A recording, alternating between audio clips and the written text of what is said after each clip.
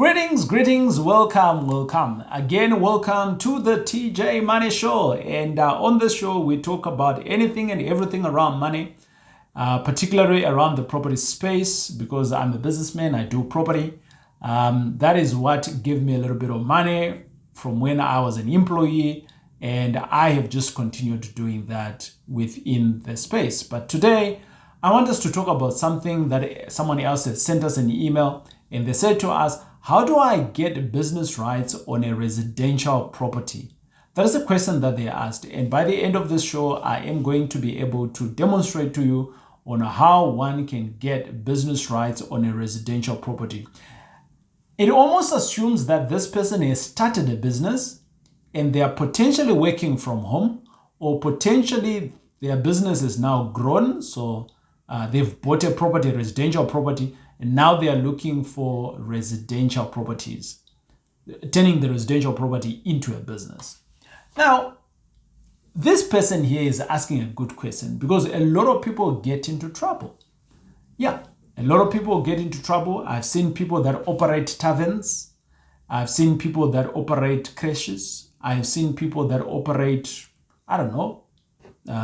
mechanics and so on their properties. And that property is not a business property. It's not zoned for business, but they are operating it as a business. And in some cases, they don't even stay there, but they have just bought this property. And I speak for a lot of my friends, doctor friends, actually, right? Who actually buys properties in the townships, and then they just make them a surgery. Or they make them a small little clinic and they start operating, right? Is that wrong? Yes, it is. It is very wrong, because if anything goes wrong there, you are in trouble as the owner. So I'm very happy that this person here has asked us this question, because now we can be able to answer that. Now, how are we going to answer this question? I've given you there what already some people are doing. Is it the right thing? No, it's not. What can go wrong? A number of things can go wrong. The first one is that once the council finds out, they can penalize you. So what they can do is that they will send out your rates and taxes. So if you're paying 1,000 Rand, they will start bumping it up. And the worst I have seen is a times 10. A multiple of 10 on your rates and taxes. So you're paying 1,000 Rand now, and you could be paying 10,000 Rand. So they'll send you a letter, say, hey, we see this is what you're doing. Please, can you rectify this? And if you don't, they bump up your rates and taxes, bump it up again, bump it up again. If your business is giving you enough money, a lot of people just continue and then they pay that off.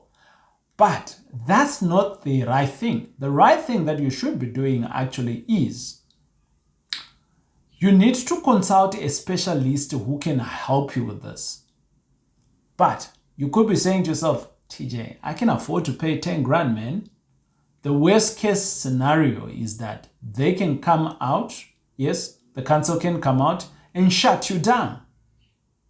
They can come out and they can shut you down, put barricades and all of those things, lock the place up. They can do that. I've seen it happening before. So how can we avoid these situations? Which is very good, because here this friend of ours has asked the question to say, how do I get business rights on a residential property? He's asking before things started going wrong. Now, how do we go about it? I did say that you need a professional. That professional is called a town planner. There are so many town planners. If you don't know of any town planner, let me know in the description. I'm going to put in a good friend of mine. His name is Dumisani. I've been working with Dumisani for the last 3 years now, and we've been doing business together at the time of this recording. He has been helping me in terms of turning business, residential properties into business rights, so he knows what he's doing. And he is available nationally. So he doesn't just work in particular areas, but he works across the country. Now, when you approach a town planner, then what? By the way, you don't have to reach out to my Dumisani. He's mine, so you don't have to reach out to him. You can go to any town planner. provided that they are good town planner. Because again, they are town planners and town planners. So get the right person who knows what they are doing. Once you approach your town planner, indicate to them what you're trying to do. In some cases, what you're trying to do is already allowed, but you may need to have what is called a consent. In some cases, what you're trying to do could be permitted already, and from a council perspective, they have earmarked that area for that. What does earmarking means? It basically means that they've said that area can be that. If the person asks for permission, we will grant it, right? But because they are the council, they do not give it up front. They wait for you to come in via the town planner. And what the town planner will do is that they will check on the system, and then they'll tell you an indication to say it can be done or it cannot be done. Or it's going to do. There's various ways of doing it. Like I just mentioned now, there's 2 ways already that I've just mentioned, but there's various ways that you can do it. With that, the town planner is going to give you what I call a quotation. Within this quotation, they'll tell you, I am able to do it this way, and it's going to cost you this much. Some town planners will say they need a deposit or whatnot. Then you now need to play with that town planner on the requirements of how that they're going to do your work. Over and above that, the town planner will then take whatever it is, your property, take it to the municipality. They will do what is called an application. In some towns or some municipalities, they might require a pre-application, which means that they will say to you, apply to us first before you actually apply. So it's a pre-qualification. Then within that pre-qualification, they will give you requirements of what you need to do. Do 1, 2, 3, and then when you're now sending in your proper application, they will already give you the indication of the 1, 2, 3, and then bingo, your application is approved. How long will this take? It will take anything from 6 months, right? Dependent on the change that you're doing. Some change that are requiring as a consent, it's a short, easy, quick and in, right? Quick and dirty, you in and out. However, I've also seen some applications that can take 3, 4 years, dependent on what you are really changing from and to what. And because remember, some businesses are also a little bit complicated than others. Running a crash could be easy, but you may need to answer for certain questions and certain things or in certain studies. And all of those things, your town planner will help you. Once you get all of this on board, what it basically means is that you now wait.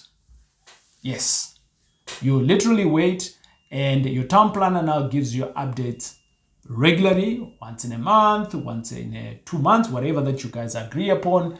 And he will tell you that the application is on this level, it's on this level. Now in 2 weeks' time, it's going to be ready, or in 2 months, 2 years' time, it's going to be ready. And out of that, when you now get your change from residential to business rights, and this is where a lot of people don't anticipate this to happen. Business rights are charged differently from rates and taxes. So which basically means that the moment that you're going to receive your approval, in the following month, your rates and taxes will shoot up, maybe from 500 to maybe 3,000. Because remember, it's a business, right? So you're running a business here. So obviously the council also need their cut. We mustn't leave them out, isn't it? But I'm hoping that this information has been helpful to you. And if it has, let me know. If there is any questions that you want me to address, let me know in the comments, and I'll be able to respond those through to you. But if you're looking for the town planner that I use, again, in the description, you'll be able to reach out to him directly. Until we meet again,